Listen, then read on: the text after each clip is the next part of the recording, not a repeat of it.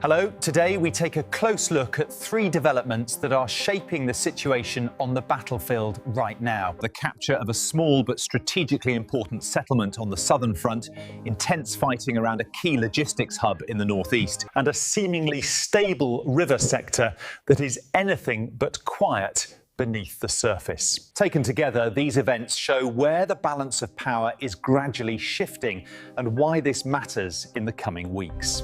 We begin on the southern axis, where one of the most notable advances has been reported.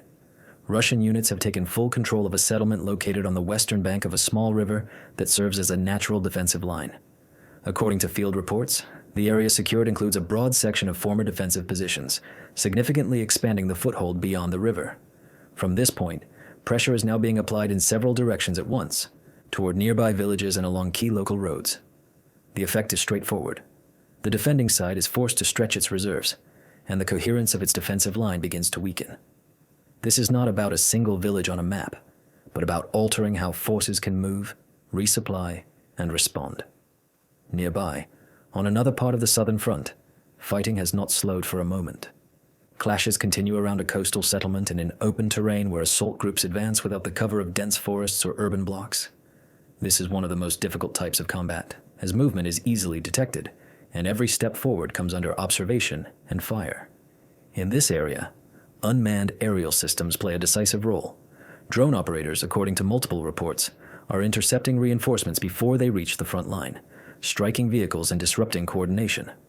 This highlights how modern warfare increasingly depends not just on manpower, but on situational awareness and precision. Now let's turn to the large river sector in the south, which is often described as stable. On the surface, the front line here has not changed significantly. However, stability does not mean inactivity. Inside the regional capital on the river's western bank, Russian forces are reportedly conducting targeted strikes against drone control centers and transport used to move personnel. In response, the opposing side has carried out dozens of strikes against towns and villages on the eastern bank. The key point here is that this sector is defined by a constant, low-visibility struggle for control of the air and the river crossings. It is a quiet pressure that rarely produces dramatic headlines, but it steadily shapes future options for both sides. Moving northeast, we arrive at one of the most contested areas of the entire front, a transport and supply hub that anchors operations across a wide region. Small infantry groups continue to probe into the outskirts of the city, testing defenses and searching for weak points. These incursions are being repelled, while drones are used to destroy vehicles and equipment on the approaches. North of the city, clearing operations are underway in nearby suburbs and rural areas. This matters because the city functions as a logistical artery. Control here affects not just local fighting, but the stability of an entire stretch of the front. In the central sector, clashes are reported around smaller towns and in forested areas. These battles rarely attract attention, yet they are crucial. Forest belts, ridgelines, and ravines provide natural cover and serve as staging areas for both defense and attack. Artillery is heavily engaged, striking concealed positions and supply routes. Progress in such terrain is measured slowly, often in short advances followed by fierce counteraction. Still, each secured grove or ridge reduces the defender's depth and flexibility. Further south, in the same broad region, an operation is unfolding that aims to apply pressure from the flanks rather than through direct frontal assaults. Villages on the outskirts of a major industrial city are coming under attack from multiple directions. Some areas have already been partially taken, with fighting continuing block by block. Nearby, clashes along highways and tree lines remain intense. This kind of maneuver forces commanders to constantly redeploy units, increasing the risk of gaps and miscalculations. Even small settlements become important when they sit astride roads or overlook approaches. On another axis to the east, forces are working to straighten the front line west of a smaller city by pushing the opponent back from forward positions. In one village, defenders are being pressed toward the outskirts, while in adjacent areas control has expanded incrementally. The defending side attempts to slow the advance by using higher ground and long-range fire, particularly from elevated positions overlooking nearby settlements. Despite this, attacking units have crossed to the far bank of a river and effectively closed a long-standing pocket in the line. This is significant not because of dramatic gains, but because it simplifies the front and reduces the risk of counterattacks from the rear.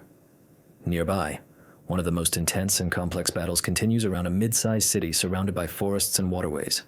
Advances have been made both south and north of the urban area. Assault units have pushed into the defensive belt from one direction, while the Opposing side attempts counterattacks from another, hoping to cut off the salient. At the same time, fighting in the forest between villages shows gradual progress, and movement along the riverbank is tightening control over key approaches. Higher up the line, flanking maneuvers aim at another settlement, while reserves are being concentrated by the defending side for a potential response. This is a textbook example of layered combat, where urban, forest, and river terrain all intersect. Along the northern border region, fighting remains fluid. Engagements are reported near small towns, rural hamlets, and forested zones. These are mobile clashes, often involving rapid movement and short-range engagements, where communication and coordination are critical. In the adjacent border area further west, there are reports of tactical advances at several points. Details are limited, but the overall activity suggests that pressure is being applied across a wider arc than before. Let's return to the southern river settlement that opened this discussion, because it ties many of these threads together. This location is not just a dot on the map. It sits near crossings and roads that run along the river.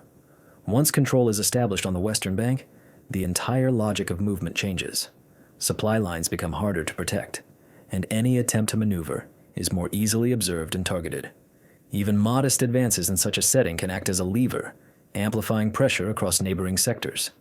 From a distance, this may look like slow progress, but on the ground, it steadily erodes the defender's initiative. A common element across nearly every sector is the role of drones. These are no longer just tools for observation. They guide fire, track reinforcements, and strike high-value targets. This is why command posts, communication nodes, and vehicles are frequent targets.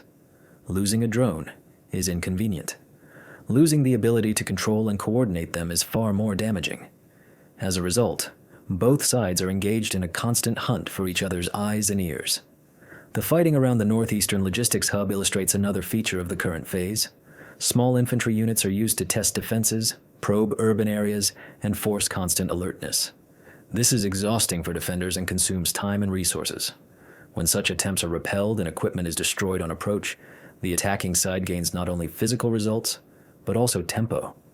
Time, in this context, is a critical resource, because the stability of the wider northern front depends on this hub. The river sector in the south deserves special attention as well.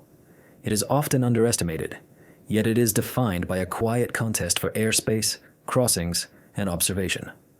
Targeted strikes on control nodes reduce the opponent's ability to monitor movement. At the same time, shelling of settlements creates pressure on rear areas and infrastructure. The apparent stillness of the front line is maintained by continuous, invisible effort. The flanking operation near the industrial city shows how psychological pressure builds. When attacks come from several directions, headquarters are forced into constant reshuffling of units. This leads to fatigue, confusion, and eventually vulnerabilities. Villages that seem insignificant become pivotal when they anchor roads or dominate terrain. Step by step, this reshapes the battlefield. Taken together, the central and eastern sectors highlight the importance of terrain. Forests, rivers, and elevations act as natural barriers and force multipliers. Closing pockets and straightening lines may not look dramatic, but they reduce complexity and limit the opponent's options. Counterattacks are launched, sometimes with determination, but each attempt carries risk and cost. Returning to the southern front once more, open terrain fighting demonstrates the price of progress. Without natural cover, success depends on coordination between infantry, artillery, and aerial reconnaissance. Every advance is earned, and every mistake is quickly punished. Yet if defenses here begin to crack, the effects ripple across the entire southern flank.